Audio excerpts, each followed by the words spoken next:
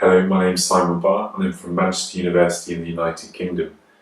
I was honoured to be invited to discuss our recent paper in the Aesthetic Surgery Journal. This paper detailed experiments we undertook to examine the binding of inflammatory proteins on the surface of breast implants.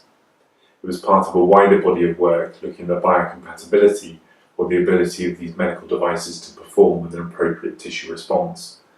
This is important as a poor response can lead to pathological conditions such as capsular contracture, often leading to reoperation and ultimately to a dissatisfied patient. We examined 13 commercially available implant surfaces.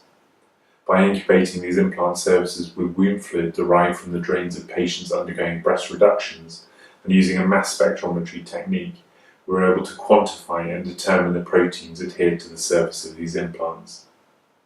This assay revealed statistically significant differences in the binding quantity of inflammatory and complement proteins such as albumin, fibrinogen, complement C3 and complement C5.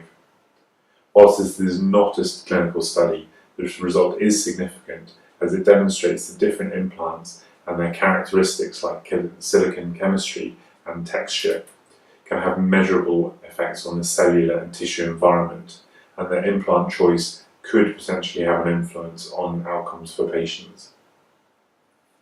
Our aim is to take a fresh scientific perspective on a breast implant industry that was developed in the 1960s. We hope that by going back to first principles, we'll be able to improve this most ubiquitous biomaterial. In fact, this has already led to us developing and patenting a novel breast implant surface derived from the textures inherent to the breast.